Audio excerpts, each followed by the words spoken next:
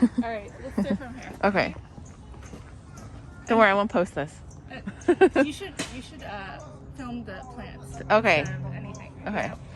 Okay, so when we walk in from the driveway, we've got the manzanita ground cover on the edges, and you have some California fuchsia at Belovium in the middle, right here. Okay. Red flowers in late summer, early spring. Not early spring, early fall. 3 fruit trees. So this is pomegranate. This is the jujube, and there's a marker for another one. I recommend a pluot, Flavor King. You're going to prune this like a mini orchard. Okay, so these trees normally get large, but they're going to be pruned maximum 6 feet tall. Okay. So I'll send you information on how to do that. It's a miniature orchard. Okay? Miniature orchard. Surrounding the fruit trees is society garlic. Right here. What is that? Garlic? Society garlic.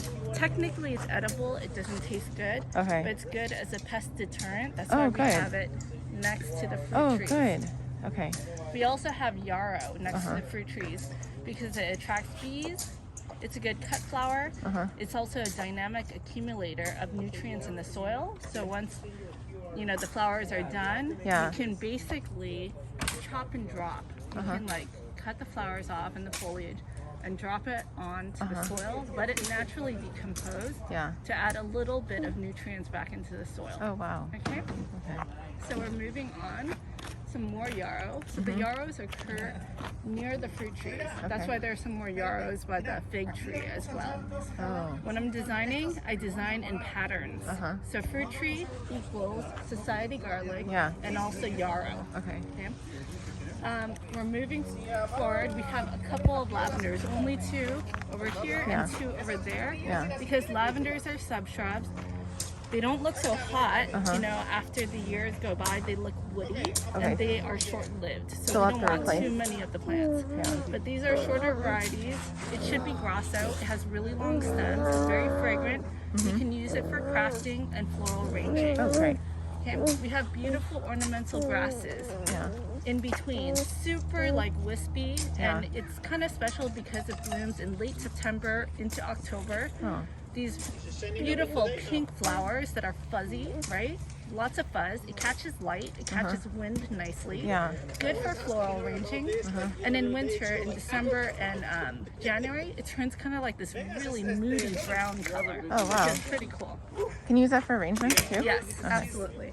So we have some of the aloes that you've collected here. This is kind of like the succulent area, right?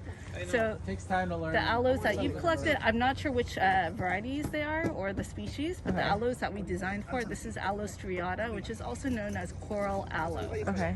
It's not pokey. It's really pretty. It's got super interesting flowers that you could also use for floral arranging. Okay.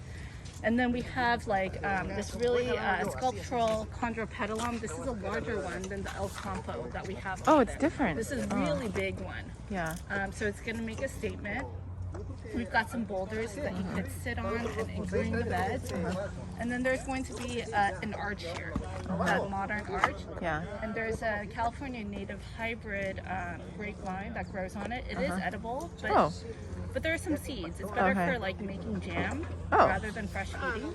But it has beautiful winter color, bright red, gorgeous.